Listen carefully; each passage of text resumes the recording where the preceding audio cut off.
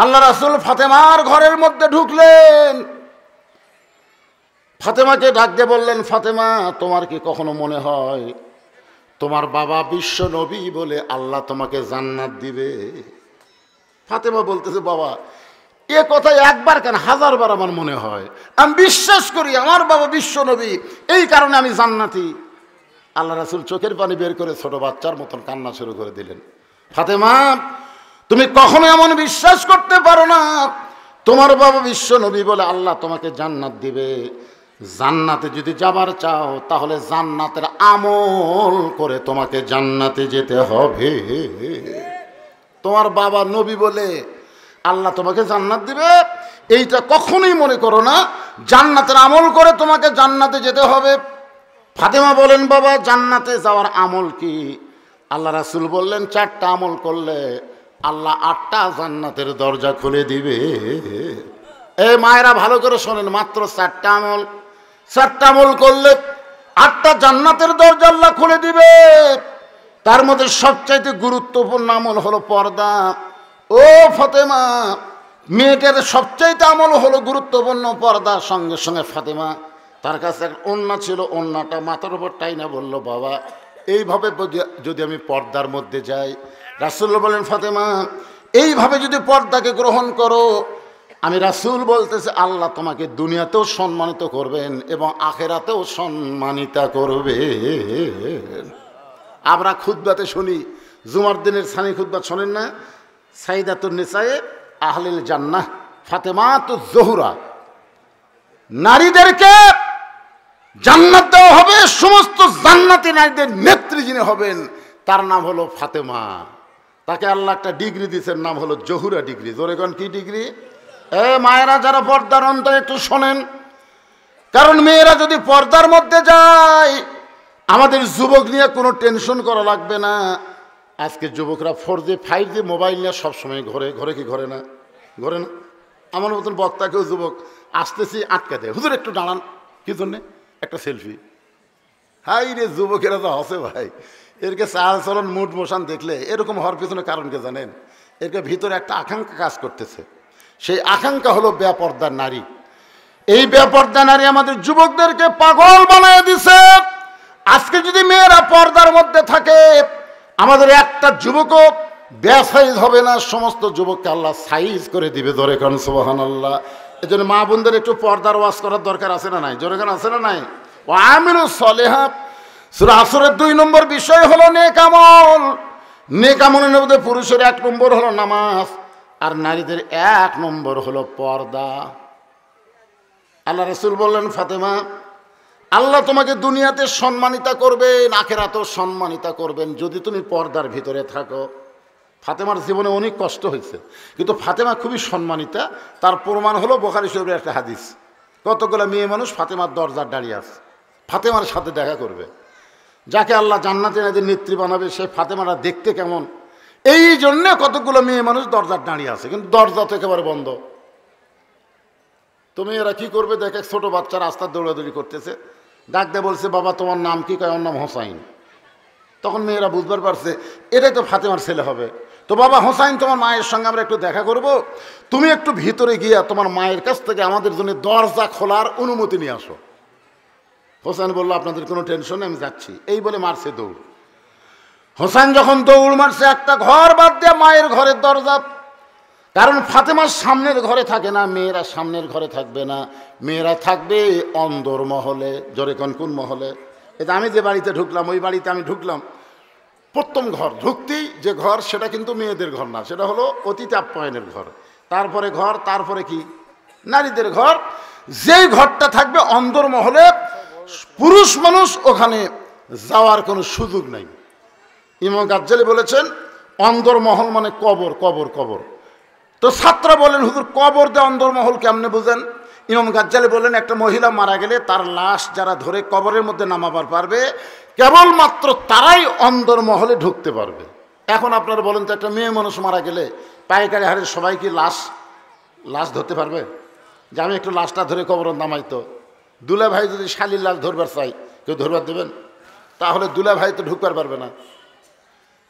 চাচাতো ভাই যদি চাচাতো বোনের লাশ ধরে কবরের নাম আবার চাই, পারবে?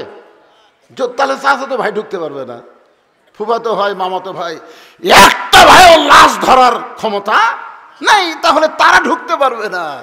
আজকে পাইকারি হারে সবাই ঢুকতেছে, না চলবে না। হোসাইন প্রথম ঘর বাদ দিয়ে যখন মায়ের ঘরের দরজায়, ওই প্রথম ঘরে হযরত আলী আল্লাহর কোরআন তেলাওয়াত করতেছেন। ইন্নামাল মুমিনুনা আল্লাযীনা ইযা যুকিরাল্লাহু ওয়াজিলাত কুলুবুহুম ওয়া ইযা তুলিয়াত আলাইহিম আয়াতুহু জাদাতুহুম ঈমানা ওয়া আলা রাব্বিহিম ইয়াতাওয়াক্কালুন। আল্লাহু আকবার। হযরত আলী আল্লাহর কোরআন পড়তেছে। কোরআন তেলাওয়াত এমন একটা ইবাদত যেটা যে করে এবং যারা শোনে আল্লাহ সবারই উপর রহমত বর্ষণ করে। জোরে কোন সুবহানাল্লাহ। আর কোরআন তেলাওয়াতের কারণে মানুষের ঈমান আল্লাহ বাড়ায় দেয়। এখানে তেলাওয়াত মানে শুধু কোরআন পড়া না, তেলাওয়াতের ব্যাপক ব্যাখ্যা। আজকে আমি সব কথা বলতে পারতেছি না। তো হযরত আলী হোসেনকে ডাক দিলেন, কি রে তুই বারা খেলাধুলা করতেছিলি, আলহামদুলিল্লাহ, তো খেলাধুলা বাদ দিয়ে হঠাৎ দৌড়ে এসে মায়ের ঘরের দরজা কি? তাহলে আপনারা কি বুঝলেন? তুমি যতই কোরআন তেলাওয়াত করো, তোমার সন্তান যদি বেসাইজ হয় তাকে তেলাওয়াত বাদ দেওয়া সাইজ করো।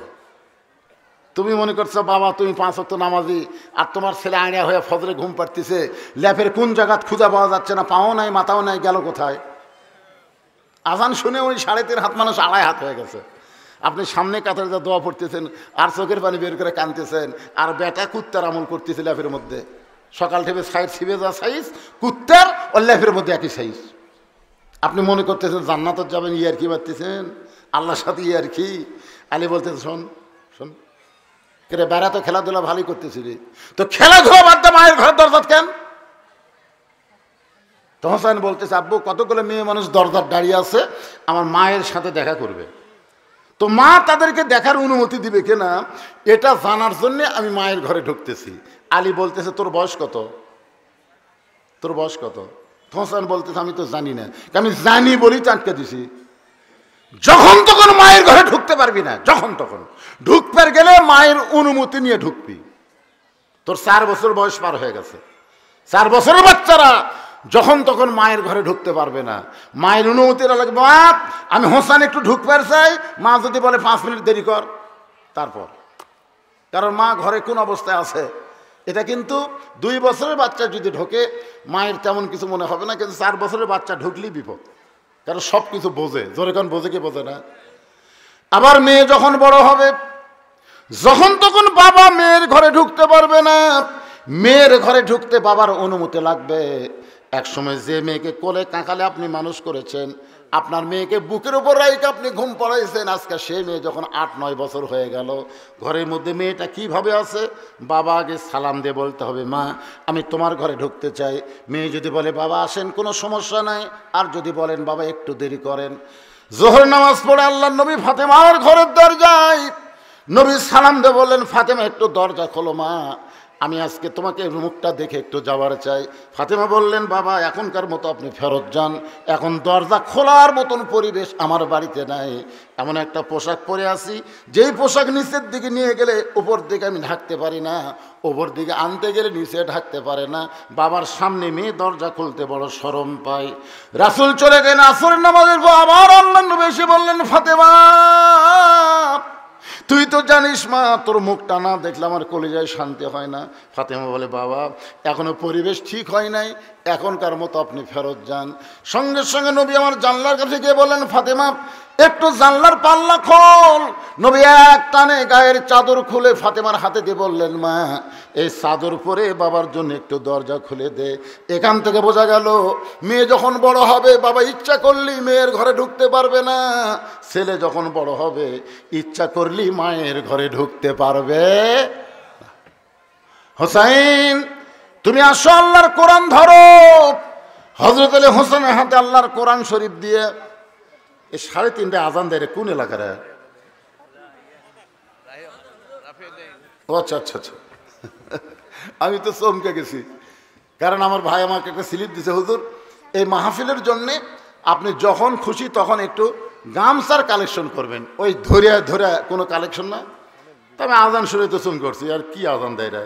তো যাক, তো আপনাদের কাছে এই যে আজান যখন দিচ্ছে, এই 2 মিনিট 3 মিনিট আপনাদের কাছে একটু রুমাল যাবে, গামছা যাবে। এই কোরআনের মাহফিলের জন্য, মাদ্রাসার জন্য মহব্বত করে যিনি যা পারেন ওটা বসা করবেন না, আপনাকে ওটা লাগবে না। টাকা যদি নাই দেন বসে থাকবেন, কিন্তু উঠবেন না। যারা দাঁড়ায় আছেন তাদের কাছে যাবে, এ বাবা রুমাল গামছা নিয়ে কে এই দায়িত্ব পালন করবে, কারা কারা ভিতরে ঢোকো।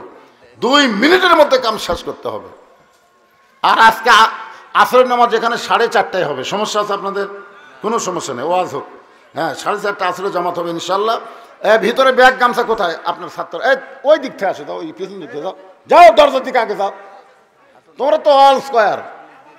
দাখিলি মাদ্রাসার ছাত্র হচ্ছে অলরাউন্ডার। অলরাউন্ডার বোঝেন? এই অলরাউন্ডার বোঝেন আপনারা? বাংলাদেশে একটা মোস্তাফিজ আছে, খালি বল করে ব্যাটর যায় ধরা খায়, জোরে খান ঠিক কিনা? মোস্তাফিজের আপনার কোনদিন ব্যাট করা দেখছেন? হঠাৎ যদি দেখরা আগে সব আউট হয়ে যায়, তখন বাধ্য হয়ে ওর নামে দেয়। ওই কিন্তু বোলার, খুব ভালো বল করে, কিন্তু ব্যাট হতে পারে না। আর সাকিব আল হাসান ওই ব্যাটও করে বলও করে, ঠিক না? এই সাকিব আল হাসানের নাম শুনে এই ছেলের কথা কও না কেন? সাকিব আল হাসানকে কি বলা হয়? অলরাউন্ডার। অলরাউন্ডার। আর মোস্তাফিজ ওই অলরাউন্ডার না।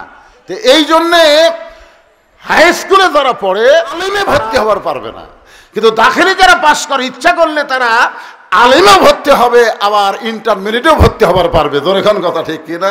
এই জন্য মাদ্রাসার বাচ্চার হলো অলরাউন্ডার, আর হাই স্কুলের বাচ্চার হলো খালি বোলার। ও বল করে পারবি না, ব্যাট করে পারবি, দুটিয়া পারবি না। আর এরা দুটাই পারবি। মন চাইলে দাখিলে পাশ করে আলিমে ভর্তি হবে আলহামদুলিল্লাহ, যদি মন চাই ইন্টারমিডিয়েট ভর্তি হবে তাও পারবে। এই জন্য মাদ্রাসার ছাত্রকে আমি বলো অলরাউন্ডার। আপনার ছেলে মেয়েকে যদি পড়ারই চান ভাইজান, কোরআনের শিক্ষা দেন, হাদিসের শিক্ষা দেন, এর সাথে সাথে পাশাপাশি দুনিয়াবী শিক্ষাও হবে। মাদ্রাসার কোনো আলেম, মাদ্রাসার কোনো টাইটেল পাস, মাদ্রাসার কোনো হুজুর আজ পর্যন্ত তাদের বাপ মাকে বৃদ্ধাশ্রমে রাখছে, এখনো পর্যন্ত তদন্ত করে পাওয়া যায়নি। যারাই বৃদ্ধাশ্রমে আছে এরা কিন্তু মূর্খের বাপ মা না, শিক্ষিত মানুষেরই বাপ মা, কিন্তু এরা হল জেনারেল শিক্ষিত। এই জন্যে এই মাদ্রাসার মহব্বত করবেন। ব্যক্তিগত কোনো কারণে মাদ্রাসার শত্রুতা করবেন না।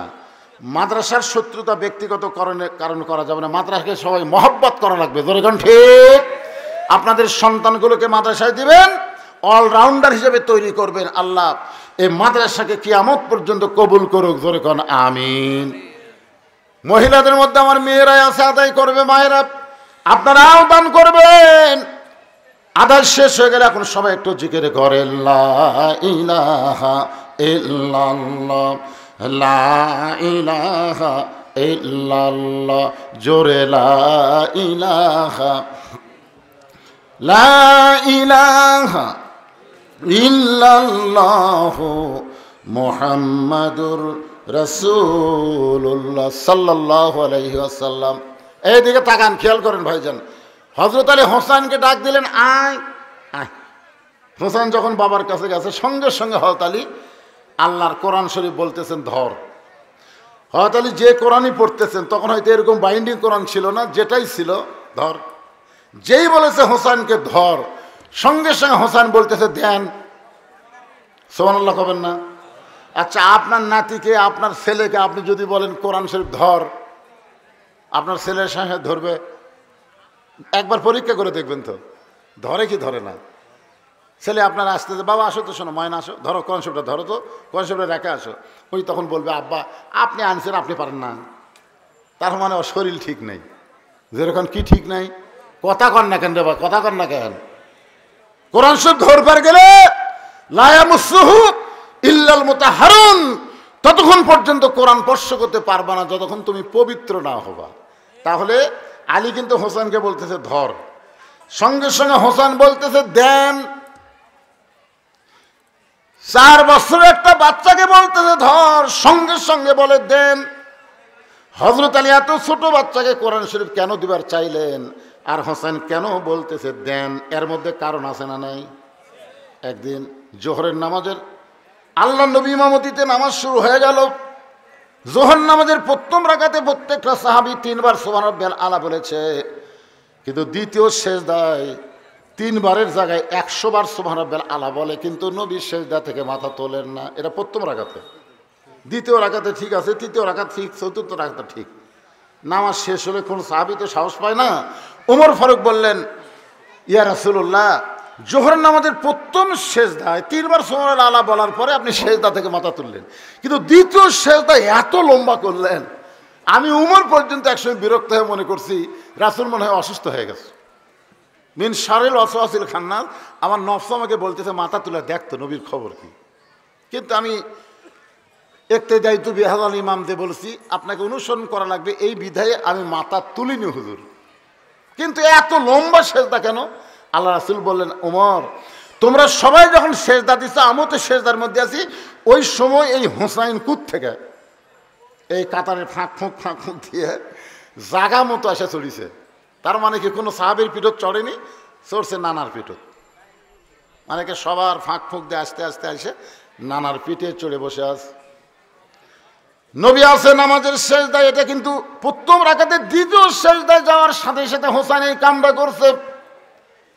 100 বার সুবহানাল্লাহ আলা বলা পর্যন্ত যে লম্বা হয়, অত বড় সেজদা নবী দিয়ে আছে। নবী বলেন, সাহাবীরা রে, হোসাইন যখন আমার পিঠে চড়েছে, এমন সময় আমি ওকে পিঠ থেকে নামাবার চাই, পিঠ থেকে নামাবার চাই। কিন্তু নামাজের মালিক আল্লাহ বলে, হাবিব যতক্ষণ পবিত্র আপনার পিঠের উপরে চড়ে বসে থাকবে, ততক্ষণ পর্যন্ত আপনি এই পবিত্রকে পিঠ থেকে নামাতে পারবেন না। আল্লাহ বলতেছেন পবিত্র, জোরে কোন সুবহানাল্লাহ। তার মানে বোঝা গেল বাবা হযরত আলী, মা ফাতেমা এমন ভাবে সন্তান জন্ম দিয়ে তাদেরকে লালন পালন করতেছে, তাদের অপবিত্র হওয়ার কোনো সুযোগ নাই। সুবহানাল্লাহ কর না কেন, সুবহানাল্লাহ কর না কেন? আপনি কি মনে করছেন একটা বাচ্চা পেশাব করা মাত্রই কিন্তু আর ঘুমিয়েও থাকে না, প্যা প্যা করে কান্দে, জোরে কোন ঠিক কিনা? কারণ বাচ্চারা অপবিত্রকে ঘৃণা করে। দেখবেন পেশাব করে শুরু করছে, পেশার বই থাকবি না, আসে পেশাবের কাপড় টান দিয়া পাশা ঠিক মতো মুছিয়া দিয়ে তারপরে শুকনা কাপড়ে রাখলে ওর কান্না থামবি, জোরে কোন ঠিক কিনা? ছোটবেলায় পেশাব করে আপনি পেশাব থাকেননি, ক্যাঁ ক্যাঁ করে কান্দে মাওক ডাক দিয়েছেন, আর এখন যে পেশাব নিয়েই ঘুরতেছেন সারাদিন, এতে এমন একটা টাইট ফুল প্যান্ট পড়ছে, খাড়া হতে পেশাব করছে, পেশাব করেন খাড়া হয়ে কুত্তার মতন। আপনি মনে করছেন পেশাব নিংড়িছে না, আপনি যখন মনে করছেন আপনার পেশাব শেষ, তখনও আপনি পানি খরচ করে টয়লেট পেপার ইউজ করার পরে মালটা যখন জাঙ্গের মধ্যে ঢুকে পিছিয়েন টানিছেন, তারপরেও 13-14 ফোঁটা, কমপক্ষে 3 ফোঁটা পেশাব আপনার আন্ডারওয়্যারের মধ্যে পড়বি। তাহলে তিনি 3 বার পেশাব করছেন, 3 বার পেশাব তো 9 ফোঁটা হলো, এখন 9 ফোঁটা পেশাব কুটি গেল। আল্লাহ রাসূল বলেছেন, ওই ব্যক্তির কবরে সবচাইতে বেশি আযাব হবে যে পেশাব থেকে পবিত্র হয় না। জোরে করে কথা বলেন না কেন ভাইজান? পেশাব থেকে পবিত্র যাই হবে না, তার কবরে সবচাইতে বেশি আযাব হবে। অধিকাংশ ছেলেদের এই অকাম হচ্ছে। কি কষ্ট পেলেন? হোসেনের হাতে আল্লাহর কোরআন দিয়ে হযরত আলী ফাতেমার ঘরের মধ্যে ঢুকতেছেন। মেয়ে যদি বড় হয়, বাবা ঢুকতে গেলে অনুমতি লাগবে, আবার ছেলে যদি মায়ের ঘরে ঢুকতে চায়, বড় হলে মায়ের অনুমতি লাগবে। তো স্বামী যদি বউয়ের ঘরে ঢোকে, তাহলে কোনো অনুমতি, জোরে কন, লাগবে?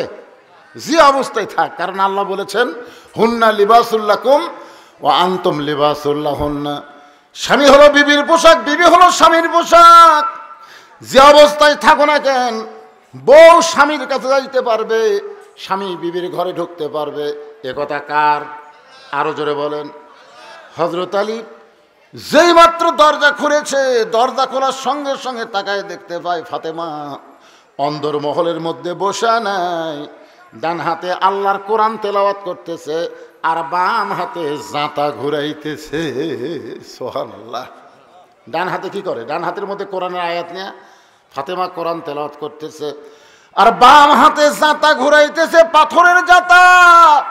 জব গমের আটা তৈরি করে বাম হাত দিয়ে, ডান হাতে আল্লাহর কোরআন তেলাওয়াত করে। সঙ্গে সঙ্গে হযরত আলী আসমানের দিকে তাকায়া আল্লাহর শুকরিয়া আদায় করে বলেন, রব্বানা, পড়েন, রব্বানা আতিনা ফিদ দুনিয়া হাসানাতাও ওয়া ফিল আখিরাতি হাসানা ওয়া কিনা আযাবান নার। আল্লাহ, এটা বউ কে রে? আল্লাহ, এটা কি দেখতেছি? এইটা না আমার দুনিয়ারই জান্নাত। জোরে কর সুবহানাল্লাহ। এত কষ্টের মধ্যে আছে, তারপরে আল্লাহর কোরআন তেলাওয়াত করতেছে, জাতা ঘুরাইতেছে। আল্লাহ, যার দুনিয়া সুন্দর না হবে তার আখেরাত কোনো সুন্দর হবে না। এই ফাতেমার মতন বউ যে স্বামী পাইছে, আল্লাহ তার আখেরাতকেও সুন্দর করে দিয়েছে। এজন্য রব্বানা আতিনা ফিদ দুনিয়া হাসানা। দুনিয়াতে যদি বউ সুন্দর না হয়, বউ সুন্দর মানে ঢপা সুন্দর না, এটি ঢপের কথা আসতেছে না, এটি চেহারার কথা আসতেছে না, এখানে চরিত্রের কথা আসতেছে। জোরে কথা বলেন। আপনার বউ যদি দুনিয়াতে ভালো না হয়, মরে গেলে আপনি ভালো জায়গা পাবেন না, পাবেন না। দুনিয়াতে আপনার বউ মার্কেট মারে, আপনার বউ ঝগড়া করে, আপনার জোরে কথা বলে, এমন কতগুলো বাড়ি আছে ওই বাড়ির ধারতে গেলে মনে হচ্ছে এই বাড়ির মরদ মানুষ মরে গেছে, মেয়ে মানুষরা সব জেতা আছে। জোরে কথা ঠিক করে প্রত্যেকটা বাড়ির ধার দিয়ে যায় দেখবেন, বাড়ির মরদ মানুষ আছে কিনা বোঝা যায় না, খালি মেয়ে মানুষের গলা রে, হায় হায় রে, কি মরদ। মনে করতেছেন আপনার বউ ঝগড়াতে এক নম্বর, যখন ঝগড়া লাগে তখন বউ কয় যা যা মাজাত বান্ধে যা লাখ। স্বামী বসে থাকে সিয়ারত, বউ লাগে দেয়, বউ যা পারে বুঝছেন, চুল টুল খুলে লাগা যায়। আমার মায়েরা শোনেন, হযরত আলী ঘরের মধ্যে লক্ষ্য করে আল্লাহর কাছে কাঁদতেছে আর বলে, আল্লাহ, যে বউটা আমার এত কষ্টের মধ্যেও তোমার কোরআন তেলাওয়াত করে আবার দুনিয়ার জাতা ঘুরায়, এমন বউটা পাওয়া হলো ভাগ্যের ব্যাপার। রব্বানা আতিনা ফিদ দুনিয়া হাসানাতাও ওয়া ফিল আখিরাতি হাসানা ওয়া কিনা আযাবান নার। আল্লাহু আকবার। সঙ্গে সঙ্গে ফাতেমা জাতা ঘুরান বন্ধ, কোরআন তেলাওয়াত বন্ধ। কারণ স্বামী দরজাত আসলে আর জাতা ঘুরান কোরআন তেলাওয়াত চলবে? আপনাদের কি মনে হয়?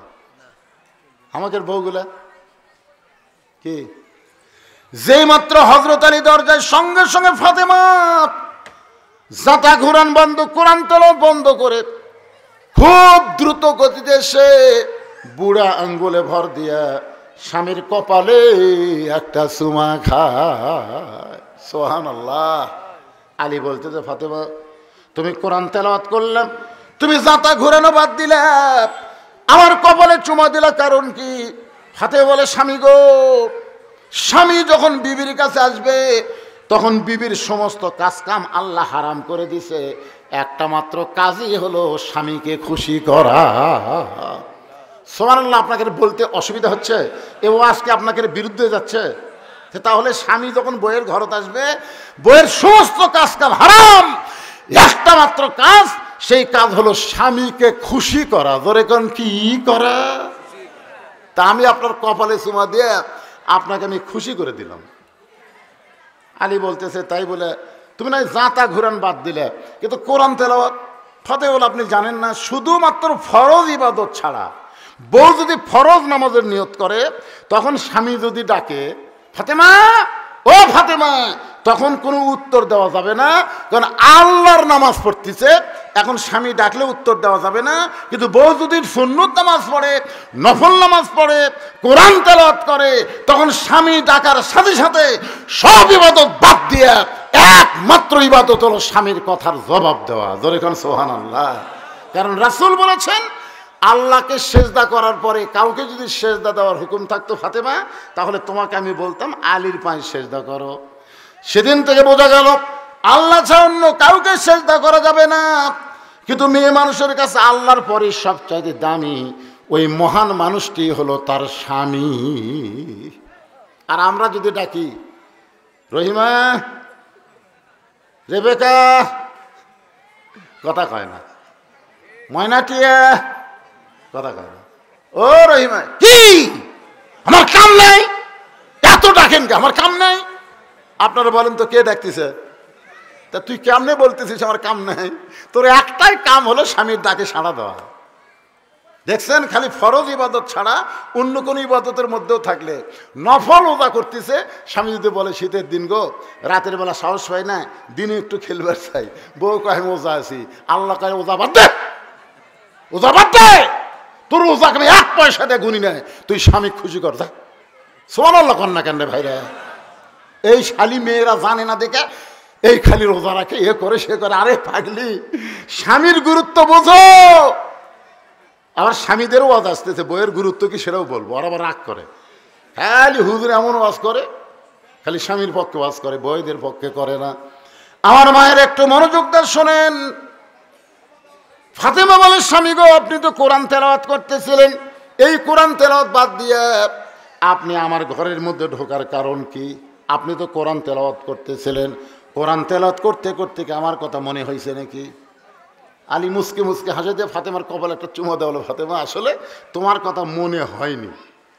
তো তাহলে আপনি তো অজাতা ঢুকবেন না। আপনি এমন একজন মহান মানব, আল্লাহ নবী যখন মদিনার প্রেসিডেন্ট ছিলেন তখন হযরত আলী হচ্ছেন শিক্ষামন্ত্রী। ধরে কোন সুবহানাল্লাহ। তার মানে কি আপনি এমন একজন মহান মানব, আপনি তো অজাতা বইয়ের ঘরে ঢুকবেন না। আপনার ঢোকার পিছনে তাহলে কারণ আছে। বলে কারণ হলো তোমার হোসাইন, তোমার হোসাইন। যেই বলছে কারণ হলো তোমার হোসাইন, সঙ্গে সঙ্গে ফাতেমা থর থর করে কাঁপতেছে। থর থর করে কাঁপার কারণ হলো আল্লাহ নবী বলেছেন, ফাতেমা, হাসান হলো অবিকল, আমি নবীর মতো। সুবহানাল্লাহ। আল্লাহ রাসূল কিন্তু মাঝে মধ্যে ফাতেমাকে বলতো, ফাতেমা, হাসান হলো অবিকল, আমি নবীর মতো। আর হোসেন একটু জেদি, এই জেদি হওয়ার কারণে আমি রাসূল হাসানের চাইতে হোসেনকে একটু বেশি ভালোবাসি। মা, তুমি তোমার হোসেনকে একটু খেয়াল করবা, তোমার হোসেন কিন্তু খুব জেদি। এই জেদের কারণে একসময় হোসাইন নানান ধর্ম ইসলামকে রক্ষা করার জন্যে ইয়েজিদের সৈন্যের হাতে জীবন দিতে অকাতরে দুনিয়া থেকে বিদায় নিয়েছে। জোরে কন ঠিক কিনা? যেরকম সর্বপ্রথম জেদ করেছে বাংলাদেশের 24 সালে আবু সাইদ, এটা একটা জেদ লয়। শোন, মার মার। ছোটবেলা আমরা মায়ের সাথে জেদ করতাম, মারো মারো। মা বলতে, মা তো খুব দয়া, যা মারবো না, যা মারবো না। যে ছেলে যত বেশি জেদ করছে বাপ মা তাকে তত বেশি আদর করছে। ধরে কোন ঠিক কিনা? মাটিত পড়ে যায়। আমি ছোটবেলায় গড়াচ্ছিলাম, আমার এখনো মনে আছে। টাকা দিবেন না, একের গড়াগড়ি শুরু করে দিছি। তো 1-2 টাকা দেও রে, যে জেদ করতেছে। তা আবু সাইদ কিন্তু জেদ করছে মায়ের কাছে, বাপের কাছে করেনি, করেছে ফ্যাসিস্ট সরকারের কাছে। ধরে কর কথা, মারো। তার মানে কি বোঝা গেল? ওরকে ভিতরে দয়া আছে, আর মারাই দিল। কিন্তু এই যে জেদ করার কারণে জীবন দিল, এই জীবনের বিনিময়ে এই জগদ্দল পাথরের মতন 41 সাল লাগে নামাইকে ওদের আল্লাহ তাআলা একেবারে ন্যাংটা করে নামায়া দিল। কি গান, জেদের দাম আছে না নাই? আল্লাহ রাসূল বলেছেন হোসেন একটু জেদি। ফাতেমা বলে, স্বামী গো, আমার হোসেন এমন কি করলো যেটা করার কারণে আপনি কোরআন তেলাওয়াত বাদ দিয়ে ঘরের মধ্যে ঢুকলেন? আলী বলতেন, ফাতেমা, কোনো চিন্তা করো না, তোমার জেদি হোসেনের হাতে এখন কোরআন শরীফ দিয়েছি। তোমার জেদি হোসেনের হাতে কি দিয়েছি?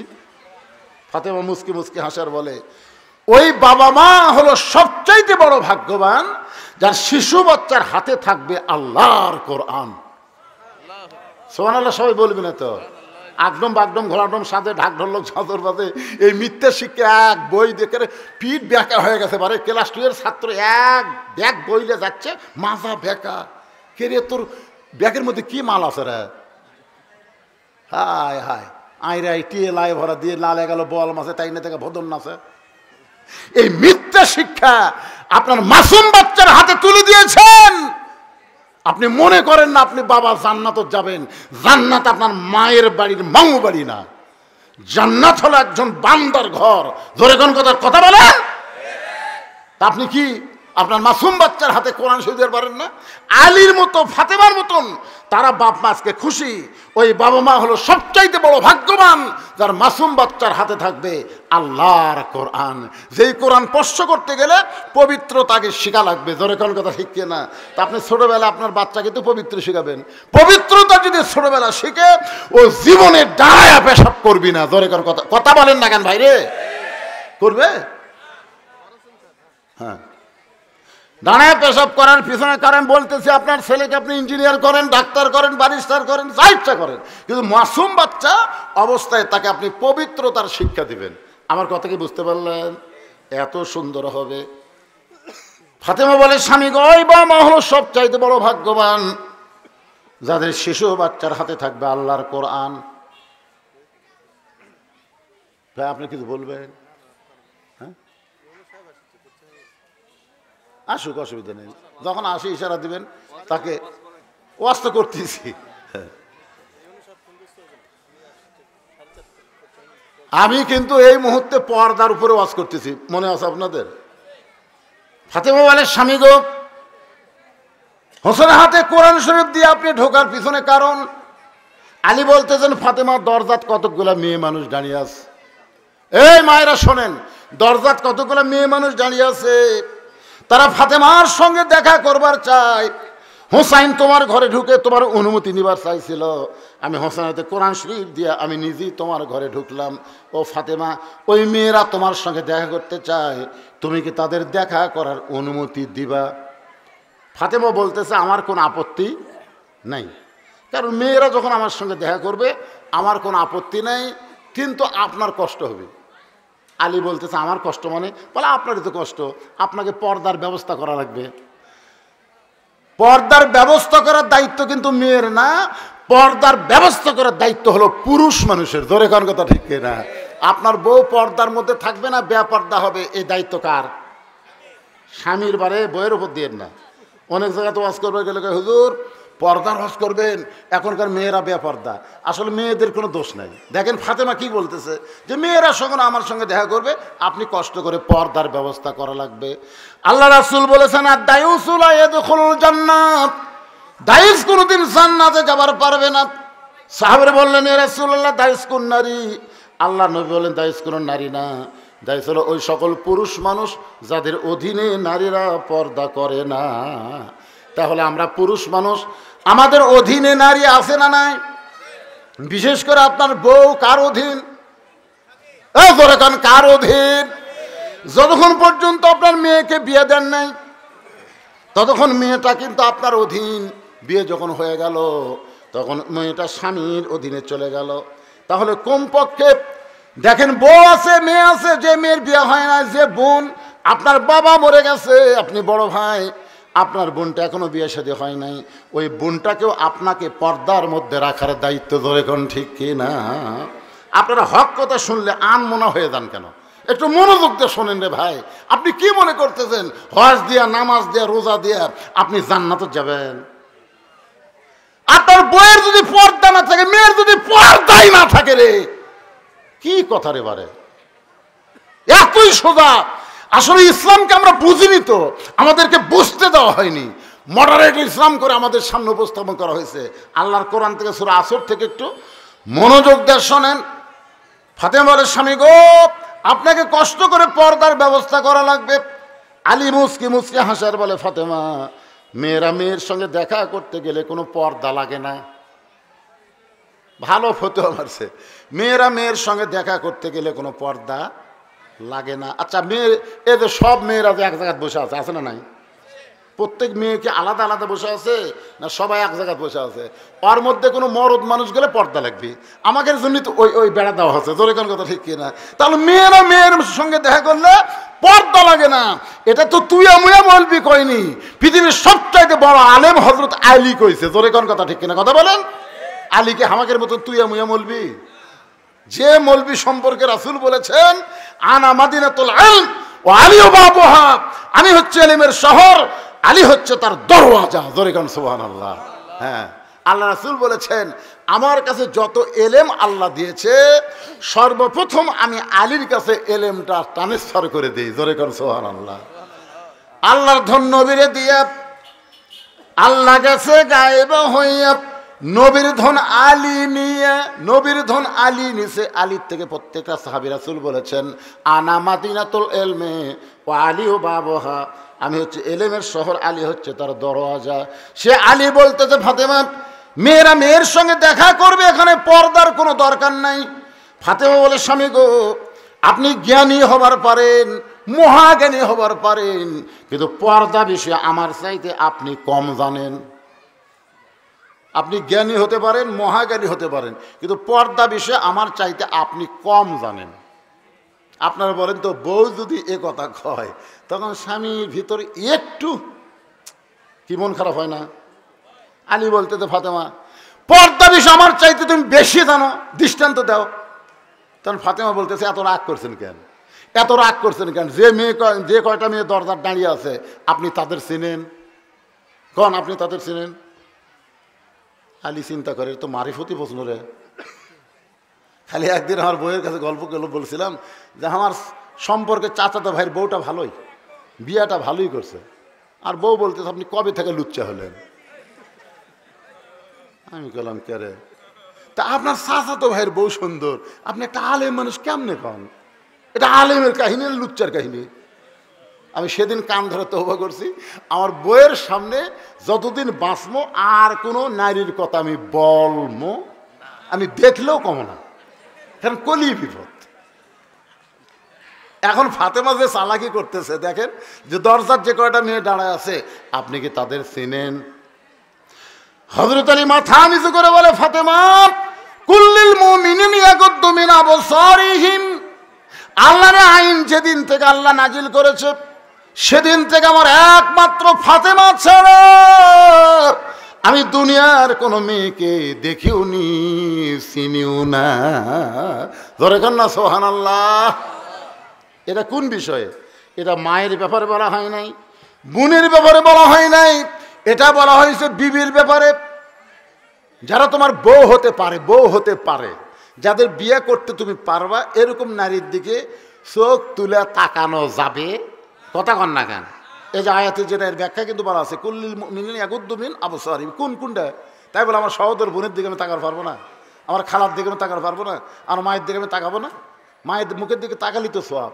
এটা বলা হয়েছে যাদেরকে আমি বিবাহ করতে পারবো, যারা আমার সঙ্গে বিবাহ বসতে পারবে, এইরকম সুযোগ থাকা মেয়েদের প্রতি আমাকে চোখ তুলে তাকানো যাবে। কথা বলেন যাবে? যাবে। ফাতেমা বলে স্বামী গো, যে কয়টা মেয়ে দরজায় দাঁড়িয়ে আছে তাদের মধ্যে একটা মেয়ে যদি বেপর্দা হয় সব মেয়েরাই ভালো। ফাতেমা বলতে যে কয়টা দরজার দাঁড়িয়ে আছে সবাই ভালো, কিন্তু একজন যদি বেপর্দা হয়, একজন বেপর্দা নারী যারা শয়তানের যানবাহন তারা।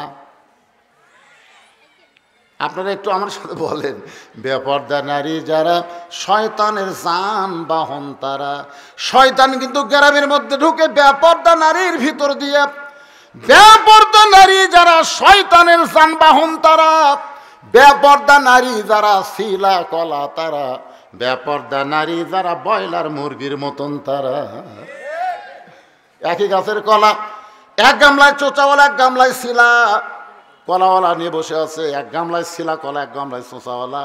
আপনার বন্ধু যত খরিদ্দার কলা কিনতে আসবে, একটা খরিদ্দারকে শিলা কলার দিকে তাকাবি, ভাই কত করে হালি, কত করে কেজি? একই গাছের কলা, একই গাছের কলা, এইটার দিকে তাকাস না কেন? বলো এইটা শিলা, শিলা কলা আমি নেই না। তুই কি কলা শিলা খাস না চোতলা খাস? আমি শিলাই খাই, তো আগে থেকে শিলা আছে, খালি নিবিয়ার খাবি। বলে পাগল রে, ধুলা বালি পয়রা, মশা মাছি পয়রা ওই কলার খাওয়ার উপযুক্ত না। আমি যুবকদেরকে বলবো বাজান, বেপর্দা নারী যারা শিলা কলা তারা, তুমি বিবাহ করার আগে ওদের উপরে অনেক নির্যাতন হয়েছে, অনেক শয়তানের আকর্ষণ হয়েছে, ওদেরকে শিলা কলার মতন মনে করা লাগবে। জোরে কন ঠিক কিনা? বেপর্দা নারী যারা ব্রয়লার মুরগি তারা। দেশি মুরগি দেখছেন? দেশি মুরগি, দেশি মুরগি আপনি ধরবার চান তো ধরে পারবেন? হায় হায়, আপনি দেখলে মারবি দৌড়, এত দূরে দৌড় মারছে। আপনি তাকায় দেখেন, ওর আঁচড়া পাঁচড়া ফৌরে দিয়ে ঢাকা, খুব খেয়াল করে দেখেন, ওর কিছু দিকে পাবেন না রে। দেশি মুরগি রে, পর্দা নিশি রে। আর ব্রয়লার মুরগি আপনি ধরতে কোনো চেষ্টা করা লাগবে, ওই আপনার কাছে গেলে ঘুর ঘুর করে ঘুর, আপনি তাকায় দেখেন আঁচড়া পাঁচড়া সব লাল করে বের করতে। জোরে কোন কথা ঠিক কিনা? হ্যাঁ। তো বেপর্দা নারী আর ব্রয়লার মুরগির মতো পুরুষ মানুষ দেখলে খালি ওটি ঘরে, ওটি ঘরে। আর পর্দা নিশি নারী যারা দেশি মুরগির মতন মরদ মানুষ দেখলে, পুরুষ দেখলে তারা মারে দৌড়, পর্দার মধ্যে ঢুকে যায়। আমার মায়েরা বোনেরা মনে কষ্ট নিয়েন না। ফাতেমা বলে স্বামী গো, একটা যদি বেপর্দা নারী থাকে, আর ওই নারীদের মধ্যে সেই বেপর্দা নারী যদি ফাতেমাকে একবার দেখে, ফাতেমাকে দেখে, কারণ বেপর্দা নারী অনেক পুরুষের সঙ্গে তার যোগাযোগ আছে। অনেক পুরুষের কাছে গিয়ে যদি বলে ফাতেমার চোখের সাইজ এইরকম, ফাতেমার নাকের সাইজ এইরকম, ফাতেমার ঠোঁটের সাইজ এইরকম, ফাতেমা এতটুকু লম্বা, তাহলে আপনি বলেন যেই ফাতেমা পর্দার মধ্যে থাকলো সারা জীবন, একটা বেপর্দা নারীর কারণে পরপুরুষের কাছে ফাতেমা প্রকাশ হয়ে গেল। এই জন্য মেয়েদের সঙ্গে দেখা করতে গেলে আমি ফাতেমার জন্য পর্দা করা লাগবে। মেয়েদের সঙ্গে আমি ফাতেমা সরাসরি দেখা করব না, পর্দার ভিতর থেকে ওদের সঙ্গে আমি কথা বলতে চাই। এত পর্দা নিশে ফাতেমা রাতের অন্ধকারে দুনিয়া থেকে বিদায় নিল, রাতের অন্ধকারে তাকে দাফন করা হলো। হযরত আলী এক সময় বলতেছে, আল্লাহ আল্লাহ, এখনই আমি বাড়িতে গেলে আমার হাসান হোসেন ঘুম থেকে চেতন পাবে, চেতন পাওয়ার পরে বলবে, বাবা যেই মা আদর করে আমাদের দুই ভাইকে ঘুমায় দিল সেই মাটা গেল কোথায়? আমি যদি বলি তোমাদের মা মারা গেছে, তাকে কবর দেওয়া হয়েছে। হাসান হোসেন বলে, বাবা কোন জায়গায় মাকে কবর দিলেন, আমরা দুই ভাই একটু দেখবার চাই। আলী বলে, মনে মনে চিন্তা করে, এখনই যদি হাসান হোসেনকে নিয়ে আসি যে তোমার মাকে এই জায়গায় কবর দিছি, তাহলে কানতে কানতে সকাল হয়ে যাবে, মদিনার মানুষ জানতে পারবে হাসান হোসেন যখন কানতেছে তাহলে ওই জায়গাতে ফাতেমার কবর। আল্লাহ গো, যেই ফাতেমা পর্দা নিশি রাতের অন্ধকারে তাকে দাফন করা হলো, এখন আমি আলী কি করব? এই দোয়া করার পরে তাকায় দেখে সামনে কয়েকটা পুরাতন কবর দেখা যায়। এইমাত্র ফাতেমার কবর দিয়েছে, সেই নতুন কবর আর নাই। গোটা জান্নাতুল বাকি দৌড়ায় কান্দে, বলে ফাতেমার কবর, ফাতেমার কবর। কে যেন বলে, আলী রে, আমার ফাতেমা পর্দা নিশি, আমি আল্লাহ জহুরা ডিগ্রি দিয়ে ফাতেমার কবরটাকে কিয়ামত পর্যন্ত পর্দা করে দিয়েছি। আমার মায়েদের জন্য 1 নম্বর হলো পর্দা, আর পুরুষের জন্য 1 নম্বর হলো নামাজ। ওয়ামিলুস সালিহাত, সূরা আসরের 2 নম্বর বিষয় হলো নেক আমল করতে হবে। আজ থেকে, এই মুহূর্ত থেকে, আসর থেকে আমাদের নামাজকে কায়েমের আন্দোলন করা লাগবে। জোরে কোন ঠিক কিনা?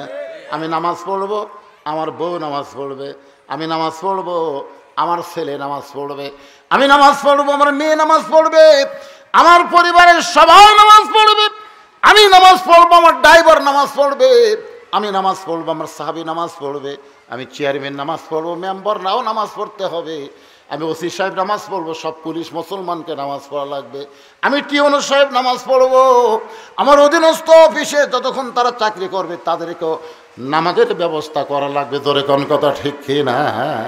সবাই মিলে যখন নামাজ পড়বো তখন আওয়ামী লীগ, বিএনপি, জাতীয় পার্টি, জামাত থাকবে না। প্রত্যেকটা মুসলমান কাতার সোজা করার সাথে সাথে আল্লাহ তাদের অন্তরকেও সোজা করে দিবে। সব দল ভাঙ্গা, সমস্ত দল ভাঙ্গা মুসলমান আল্লাহর কোরআনের দল হয়ে যাবে। জোরে কোন কথা ঠিক কি না? তাহলে পুরুষের জন্য 1 নম্বর হলো নামাজ, নারীদের জন্য 1 নম্বর হলো পর্দা। সূরা আসরের 3 নম্বর বিষয় হলো তাওয়াসাউ বিল হক, হক কথা বলতে হবে, হক পথে চলতে হবে। দরকার হলো হকের উপর আপনার মৃত্যু হবে, মরণটাও বরণ করে নেব, তারপরেও হক কথা বলা ছাড়া যাবে না, হক পথেও আমাদের চলা লাগবে। ধরে কোন ঠিক কি না? কথা বলেন। 15.5 বছর আপনাকে শেরপুর আমাকে ঢুকতে দেয়নি কেন? কোন কি জন্য ঢুকতে দেয়নি? একটাই কারণ, যে আমি হক কথা যেভাবেই হোক বলবই। ধরে কোন কথা ঠিক কি না? ডাইরেক্ট না বললে অ্যাঙ্গেলে বলবই, যার কারণেই কিন্তু আপনাকে শেরপুর এতদিন পরে আমাকে পাচ্ছেন, কারণ আমি বলবো, হক কথা বলা লাগবে। তো সবিল হক, আল্লাহ অর্ডার করেছেন হক কথা বলো, হক পথে চলো, হকের আন্দোলন করো। জোরে কোন কথা ঠিক কিনা? তবে এই হক পথে চলতে গেলে এখন যদি বলেন, হুজুর আমি সারাদিন ঘুরে বেড়াই, সারা রাত ঘুম পাড়ি, আমি হক পথে, কখনোই না, তুমি শয়তানের পথে। কারণ হক পথে চলবার গেলে তোমার জেল হবি, তোমার জুলুম হবি, তুমি বউসেলে ঘুমার পারবা না, মাঝে মাঝে তোমাকে আলুর বাগুড়ির মধ্যে ঘুম পাড়া লাগবি। জোরে কোন কথা ঠিক কথা বলেন, এটা আমার কথা না ভাইজান, আল্লাহ কোরআনে বলেছেন, ওয়ালা নাবলুওয়ান্নাকুম বিশাইয়্যিম মিনাল খাউফি ওয়াল জুই ওয়া নাকসিম মিনাল আমওয়ালি ওয়াল আনফুসি ওয়াস সামারাতি ওয়া বাশশিরিস সাবিরিন। এটা হক পথে চলার পুরস্কার। কি পুরস্কার? নানা ধরনের বিপদ আপদ মুসিবত কষ্ট দিয়ে আমি আল্লাহ তোমাকে পরীক্ষা করব, এরপরেও তোমাকে ধৈর্যের উপর থাকা লাগবে। হক পথ বাদ দিয়ে বেহক পথে যাওয়া যাবে না। সবর। সূরা আসরের 4 নম্বর বিষয় হলো ধৈর্য ধারণের উপদেশ দেওয়া লাগবে। যেভাবেই হোক একের উপরে, হকের উপরে, সত্যের উপরে আমাদেরকে ধৈর্য ধারণ করা লাগবে। ধৈর্য ধারণ মানে কি? সীসা ঢালা প্রাচীরের মতো। আপনার বিরক্ত হলে হবে না তো, মনোযোগ দেন। আমি ওয়াজ শেষের দিকে নিয়ে আসছি ভাইজান। আপনারা কি মনে করছেন যে আসরের নামাজ হবে আর আমি ওয়াজ করতেই থাকবো না? আল্লাহর একজন বান্দা কত আছে এখানে, 5,000 টাকা দান করেছে আজকের এই মাদ্রাসার মাহফিলে। আল্লাহ তার দানকে আল্লাহ আপনি কবুল করে। রেখে দিল ও প্রধান অতিথি 5,000 দিলে হবি তাই দেন। আজকের মাহফিল প্রধান অতিথি আব্দুল সাত্তার ভাই তা কমিস আছে, আমি আর 20,000 চাইতাম। আচ্ছা ঠিক আছে ভাইজান, আমার ভাইজানের জন্য 10,000 কই কি করবো। আচ্ছা 10,000 টাকা উনি দান করবে, আল্লাহ তার দানকে। একজন উঠবেন না ভাই, বেয়াদবি করেন, বসে আল্লাহ রাস্তায় বসে একটু। হ্যালো সম্মানিত ভাইরা, আমি আপনাদের বিশেষভাবে অনুরোধ করছি, আমাদের শেরপুরের ইউনো মহোদয় অত্যন্ত ভালো মানুষ, উনি বগুড়া মিটিং এ ছিলেন, উনি আসছেন আমার রাস্তার রোডে। আপনারা কি আমাকে সম্মান রাখবেন তো ইনশাআল্লাহ? ওনার 2 মিনিট কথা শুনে আমাদের প্রধান বক্তা আজকে মন খুলে আপনাদের সামনে আলোচনা করছেন। মা বোনদের এবং আপনাদের দৃষ্টি আকর্ষণ করছি, মেহেরবানি করে উনি আসছেন। আপনারা একটু, আমরা নামাজ পড়ে যাবো এখানে, আপনারা তার দূরে কথা না শুনে কেউ উঠবেন না ইনশাআল্লাহ। এই মনে করছেন কেউ উঠবেন না ইনশাআল্লাহ। আপনারা দোয়া করে হুজুরের দোয়া নিয়ে যাবেন ইনশাআল্লাহ।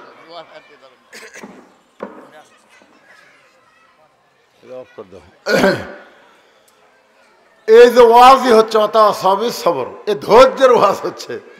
আয় আয় ওয়াজ শুনতেছে ধৈর্যের, তাও অধৈর্য হয়ে সব দাঁড়ায়। আপনারা কি মনে করতেছেন যারা নামাজি কোনো অবস্থাতে আল্লাহ তাকে নামাজ কাজা করাবে না? জোরে কোন ঠিক কিনা? আপনারা কি মনে করতেছেন যে ব্যক্তি নামাজি, এই 10 জনের মধ্যে ফাইলুল মুসাল্লিন আপনি দেখাচ্ছেন যে আমি নামাজি, দেখার লাগবে কেন? আসলে নামাজের সময় কি শেষ হয়ে গেছে? জোরে কোন শেষ হয়ে গেছে? এই জন্য ভাই যারা দাঁড়ায় আছেন বসেন তো, বসেন, এই ফাঁক ফুঁক বন্ধ করে বসেন। আজান হচ্ছে, আজানের তো 15 মিনিট পরে নামাজ হয় রে। আজান দিলেই নামাজ হয়? খালি এক আজান দিলে বেশি দেরি হয় না, হলো মাগরিবের নামাজ। এছাড়া আসর বলেন, জোহর বলেন, ফজর বলেন, তারপরে এশা বলেন, আজান দিলে তো নামাজ হয় না। আজান 15-20 মিনিট পরে নামাজ হয়। অথবা সবই সবরের উপর কথা বলতেছিলাম। সূরা আসরের 4 নম্বর বিষয় হলো ধৈর্য ধারণের উপদেশ দেওয়া লাগবে। এই ধৈর্যটা হবে সীসা ঢালা প্রাচীরের মতন। আমি একটা দৃষ্টান্ত দিলে আপনারা বুঝবেন। যে মায়ের কোনোদিনও বাচ্চা হয়নি, যে মায়ের কোনোদিনও বাচ্চা হয়নি, এবার বাচ্চা হবে, আপনারা বলেন ওই মা কি প্রসব বেদনা আগে থেকে জানে না এবার নতুন পাবে? কথা কয় না, নতুন পাবে। ওই কি জানে যে প্রসব বেদনা? সভাপতি সাহেবের আগমন, আজকের মাহফিলের সম্মানিত সভাপতি সাহেবের আগমন, লিল্লাহে তাকবীর। তো আমি যেটা বলতেছি দেখেন, এই যে মনে করেন আপনার প্রথম বাচ্চা হচ্ছে, এখনো তার জানে না প্রসব ব্যথাটা কি। ব্যথা যখন শুরু হয়েছে বুঝলেন, চিল্লাতে আর বলতেছে মরে যাবো, বিষ খাবো, গলা দড়ি দিব, মরে যাবো, এই জীবন রাখবো না। দাদি নানি দৌড়ে এসে ঘরের মধ্যে ধাক্কা ধাক্কা তোলে, পাগলি তুই বাচ্চার মা হচ্ছিস, এটা গোটা কেরামক জানাবো? তুই যে বাচ্চার মা হচ্ছিস, তোর পায়ের তলে সন্তানের জান্নাত, তুই জানিস না? মায়ের পায়ের তলে সন্তানের জান্নাত রে। বাপ যতই কষ্ট করুক, বাপের পায়ের তলে না, পায়ের তলে কার? মায়ের। তো তুই চিল্লাচিল্লি করিস ঘরের মধ্যে, সব মা হবি আর কষ্ট সহ্য করবি না? জোর করে শোয়ায় দেয়, ঠান্ডা পানির মধ্যে নরম কাপড় চুবড়ায়া কপালের উপরে লেপটে দিয়ে বলে একটু ধৈর্য ধর, অথবা সবই সবর, একটু ধৈর্য ধর। যখন আর ধৈর্য ধরতে পারে না, বলে কান্না দেয়, তখন বলে রাস্তা দিয়ে মানুষ যাচ্ছে, তুই মা হচ্ছিস, গোটাল পাড়া জানাবার চাস, তুই যে জোরে কানবার চাচ্ছিস, রাস্তা দিয়ে মানুষ যায়, ধৈর্য ধর, কোনো শব্দ যেন না হয়। এমন দাঁতের উপর দাঁত দিয়ে ধৈর্য ধরছে, এক সময় বাচ্চা টানা বের করছে, শেষ পর্যন্ত মা বেহুশ হয়ে গেছে। বাচ্চা হওয়ার পরে গোসল করে মায়ের বুকের উপর যখন বাচ্চা দেয়, ওই বাচ্চার পরশে মা কিন্তু হুঁশ ফিরে পায়। হুঁশ ফিরে পাওয়ার পরে মরে যাবো, গলা দড়ি দিব, বিষ খাবো, ওই কথার মনে আছে? ওই কথার মনে আছে? আয় হায়, বাচ্চাকে নিয়ে সেই চুমা, জিভা দেখায়, চোখ দেখায়, মুখ দেখায়।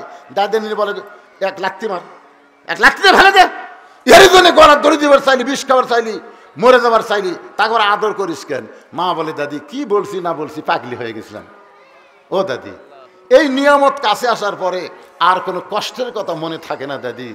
আজকে বাংলার মুসলমানেরা 15.5 বছর যে কষ্ট করছেন তার আগেও কষ্ট করেছেন, আগামীতে প্রসব যেরকম বেদনা আমরা অনেক কষ্ট সহ্য করেছি, যেরকম ঠিক কিনা, আগামীতে হয়তো আমাদের বাংলাদেশ সব দেখা হলো শেষ কোরআনের বাংলাদেশ। এটা দেখতে গিয়ে আমাদের যদি আমরা পেয়ে যাই তাহলে আপনারা বলেন তো জেলে যাওয়ার কথা মনে থাকবে? আমি 9 বার গেছি। আমি এই 15.5 বছর আমার বউ চলি না, ঠিক মতো ঘুমাবারই পারিনি, আলুর বাগুরের মধ্যে ঘুম পা লাগছে, কখন কম্বল ফুটি পারছি। তো যদি আল্লাহর কোরআন দা বাংলাদেশ চলে, এই দৃশ্য দেখার পরে ওই অতীতের কথা আমাকে মনে থাকবে। আল্লাহ সাইদি হুজুরকে হত্যা করছে, ওটা আমরা করলো যাক কোরআনের জন্যই তো হোক, তাকে ফাঁসি হয়েছে কোরআনের জন্য, হক পাতে চলার জন্য। হুসাইন যদি জীবন দিবার পারে তাহলে আমরা কেন পারি না? আবু সাইদ এ পর্যন্ত 2000-এর বেশি জীবন, 20,000-এর বেশি পঙ্গু আহত, তাদের সব ত্যাগকে আমরা সেদিন কোরআন বুকে নিয়ে ভুলে যাব। জোরে কোন ঠিক কিনা? শান্তির একটা সমাজ পাবো। অথবা সবিস সবর, এই 4টা বিষয় আজকে আলোচনা করলাম। আপনারা যারা কম বেশি বুঝেছেন, আল্লাহ আমাদেরকে আমল করার তৌফিক দেন। আমার আব্দুল সাত্তার ভাই বলেছেন সভাপতি সাহেব বক্তব্যের পরই আমি এখানে মোনাজাত করে দেবো, এক ব্যক্তি লড়াচড়া করবেন না ইনশাআল্লাহ, সবাই ধৈর্য নিয়ে বসবেন। আল্লাহ যেন সবাইকে সভাপতি সাহেবের মূল বক্তব্য শোনার তৌফিক দেয়, সকলে বলে আমিন। আজান হচ্ছে, একজন আজানের জবাব দেন। আমরা এই আমি মানুষের জবাব দেব। সম্মানিত উপস্থিতি, যেহেতু আজান হচ্ছে, স্যার অসংখ্য আমাদের মহিলারা 4 গুণ এখানে আসে ছেলেদের জন্য। তো এখানেই বুঝতে পারবেন যে মহিলারা ইতিমধ্যে আমাদের 16,340 টাকা দিচ্ছে, আর ছেলেরা দিচ্ছে 8,540 টাকা। কি কথা বলতে পারছেন না? যাই হোক, আরো অনেকে দান করছেন। জুলো হাজির পক্ষ থেকে 1,500 টাকা আসছে আমাদের। আল্লাহ তাকে উনি ইন্তেকাল করছেন, তার মেয়ারে দান করছেন, আল্লাহ আপনাকে কবুল করুন। আরো বেশ কিছু আমি একটু ঘোষণাটা দিচ্ছি জানা দরকার। আমাদের জহুরুল ভাই 1,000, ইকবাল ভাই 1,000, রনি 1,000, সোহেল 1,000, হজরত 1,000, আমিনুর 2,000, আব্দুল রশিদ মামা 1,000, মিন্টু 1,000, তারপর আব্দুল আলিম 2,000, আপনার সম্পাই দই মিষ্টি দিচ্ছে, টুকু মেম্বার 2,000, মেহেদি হাসান 2,000 এবং সিনথিয়া এই আমাদের পুরস্কারের ব্যবস্থা করছে ছেলেদের। আব্দুল কাদের ভাই 5,000, আমাদের প্রধান অতিথি নগদ 5,000, আর 5,000 টাকা আমার মনে হয় দিয়েই যাবে আমি আশা করছি। তারপর মুকসেদ দিচ্ছে 4,000, রফিক নার্সারি 1,000, শফিকুল ইসলাম 1,000 এবং আব্দুল হাজি জামাই আমাদের উনি দিয়েছেন 2,000, আর চেয়ারম্যান সাহেব 2,000। এই মোটামুটি আমাদের একটু কালেকশন হয়েছে। আর জানেন একটা জালসা করতে প্রচুর খরচ হয়। তো যাই হোক, আমি আলোচনা আর বাড়াচ্ছি না। এখন আমাদের সামনে আমরা অত্যন্ত গর্বিত, আজকে আনন্দিত যে আজকে আমাদের খুব সফলভাবে আমাদের প্রোগ্রাম হয়েছে ইনশাআল্লাহ। সম্মানিত সভাপতি, শেরপুর উপজেলা অভিভাবক, শেরপুর উপজেলা নির্বাহী কর্মকর্তা জনাব আশিক খান, উনি আমাদের মাদ্রাসার সম্মানিত সভাপতি। উনি আমি সকালে কথা বলছিলাম, উনি বলছে আমার মিটিং, তো যাই হোক আমি চেষ্টা করব। উনি অনেক কষ্ট করে আমাদের মধ্যে এসেছেন, এজন্য আমরা এলাকাবাসীর পক্ষ থেকে, মাদ্রাসার পক্ষ থেকে তাকে আন্তরিক অভিনন্দন জানাচ্ছি। কি বলেন, কথা ঠিক কিনা? অনেক ধন্যবাদ। আমি অনুরোধ করবো স্যারকে 2টি কথা বলার জন্য, উপদেশমূলক কিছু কথা বলবেন, তারপরে আজান হবে এবং ইনশাল্লাহ আমাদের এখানে নামাজ হবে। কি নামাজটা? আচ্ছা ভাই আরো 500 টাকা দিচ্ছে, বলো না আমি। আসসালামু আলাইকুম ওয়া রাহমাতুল্লাহ।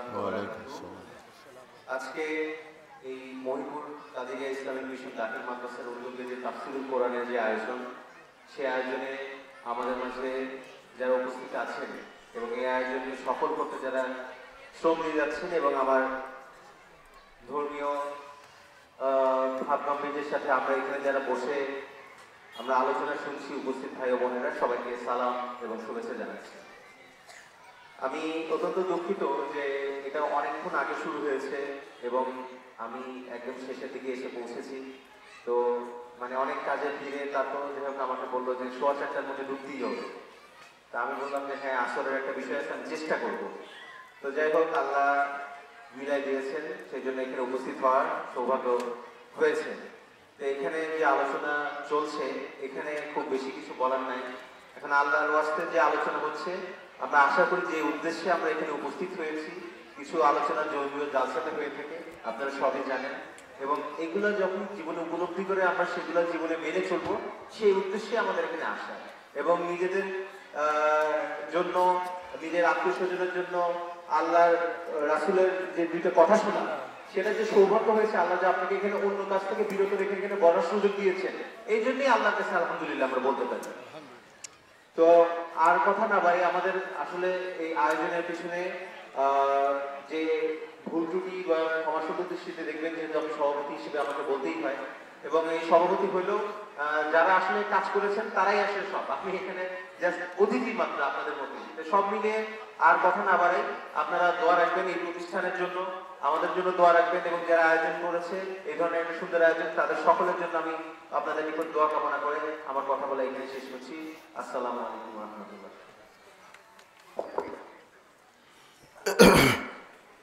ভাইজান দোয়া করে দিল। আল্লাহুম্মা আমিন। আল্লাহুম্মা আনতাস সালাম ওয়া মিনকাস সালাম, তাবারাকতা ইয়া যাল জালালি ওয়াল ইকরাম। আল্লাহ, দিনের বেলায় তোমার হাজারো বান্দা বান্দি দুনিয়ার কাজকামকে মহব্বত বাদ দিয়ে আল্লাহ তোমার মহব্বত কলিজার মধ্যে নিয়ে পবিত্র কোরআন কারিমের আকর্ষণে আজকের এই জান্নাতের বাগানে বসে বসে আলোচনা শুনেছে। আল্লাহ, মেহেরবানি করে আমাদের সকলকে আলোচনা মোতাবেক জীবন গড়ার তৌফিক দান করে দাও। আল্লাহ, আয় আল্লাহ তাআলা, শুরু থেকে শেষ পর্যন্ত যত কথা হয়েছে, কলেমা হয়েছে, জিকির হয়েছে, তেলাওয়াত হয়েছে, এর মধ্যে যদি ত্রুটি হয়, ভুল হয়, মাফ করে দিবেন। আল্লাহ, জাহাদিয়া মঞ্জুর করেন, সোনার মদিনায় নবী পাকের রওজা মোবারকে আল্লাহ কবুল করে নেন। তামাম আম্বিয়াই কেরাম, আসহাবে কেরাম, তাবিনী কেরাম, তাবিনী কেরাম, তাম পৃথিবীর মাটির নিচে যত মুমিন মুমিনা শুয়ে আছে আল্লাহ, সকলের আরওয়াহ ফরে হাদিয়া কবুল করেন। আল্লাহ, আমরা যারা হাত তুলেছি, আমাদের জন্ম দুঃখনী মা বাবা যাদের কবরে চলে গেছে, আল্লাহ মেহেরবানি করে মা বাবার কবরকে জান্নাতের টুকরা কবুল করেন। আমাদের দাদা দাদি, নানা নানাত্মীয় স্বজন, শ্বশুর শাশুড়ি, আপনজন যাদের কবরে চলে গেছে, কবরবাসীদের মাফ করে দেন। এই মাদ্রাসাকে কিয়ামত পর্যন্ত কবুল করে নেন। অত্র এলাকার সবাইকে মিলেমিশে মাদ্রাসার সার্বিক উন্নতির কাজে অংশগ্রহণ করার তৌফিক দিয়ে দেয়। আল্লাহ, আজকের মাহফিলের সম্মানিত সভাপতি, প্রশাসনিক কর্মকর্তা, আল্লাহ বিশাল দায়িত্ব তাকে দিয়েছেন, এই দায়িত্ব শারীরিক সুস্থতা সহকারে আদায় করার তৌফিক দিয়ে দিন। আজকের মাহফিলের প্রধান অতিথি, আজকের মাহফিলের সম্মানিত সহসভাপতিগণ, যারা বিশেষ অতিথিবৃন্দ, আমন্ত্রিত অতিথিবৃন্দ, আল্লাহ সকলকেই কবুল করে নেন। এই মাদ্রাসার সুপার, মাদ্রাসার সহ সুপার, মাদ্রাসার উস্তাদ, মাদ্রাসার কর্মচারী, মাদ্রাসার তালবে ইলম, আল্লাহ সকলকেই আল্লাহ কবুল করে নেন। আমার মা বোনেরা পর্দার অন্তরালে বসে বসে শুনেছে, আবিদা সালিহা পর্দা নিজে কবুল করে মা ফাতেমার চরিত্র দেন। আমরা হাত তুলে আমিন আমিন যারা করতেছে, আল্লাহ যার দুই কান পছন্দ হয়, সেই দুই হাতের উসিলায় আজকের মাহফিলকে আল্লাহ আপনি কবুল করে নেন। কে কি মনে নিয়ত করেছে, আল্লাহ তোমার দরবারে নেক নিয়ত, নেক আশাকে কবুল করেন। আল্লাহ, কোরআনের বাংলাদেশ যেন দেখতে পাই, দৃশ্য আমাদের সবাইকে কবুল করেন। আল্লাহ, আয় আল্লাহ, আল্লাহ আমাদের সবাইকে মিলেমিশে মহব্বতে গোটা দেশ গঠনের তৌফিক দিয়ে দেন। আমরা কোনো শত্রুতা করব না, দেশের ব্যাপারে সবাই এক পথে থেকে, এক মতে থেকে আমরা সার্বজনীন উন্নতি করতে চাই। আমার বাংলাদেশকে আল্লাহ সোনার বাংলাদেশ হিসেবে আপনি কবুল করে নেন। আল্লাহ, সুবহান রাব্বিকা রাব্বিল ইজ্জাতি আম্মা ইয়াসিফুন ওয়া সালামুন আলাল মুরসালিন। এই মাদ্রাসার প্রতিষ্ঠাতা, মাদ্রাসার জায়গা দেনেওয়ালা, এই মাদ্রাসায় অকাতরে দান করে অনেকেই হয়তো কবরে চলে গেছে। আল্লাহ, এই মাদ্রাসা ওসিলায় তাদের কবরকে জান্নাতের টুকরা বানান। ওয়াজাল আখিরাতে কালিমাতুন ইনদাল মাউতে, সকলে পড়েন লা ইলাহা ইল্লাল্লাহু মুহাম্মাদুর রাসূলুল্লাহ সাল্লাল্লাহু আলাইহি সাল্লাম। আসসালামু আলাইকুম ওয়া রাহমাতুল্লাহি ওয়া বারাকাতুহু।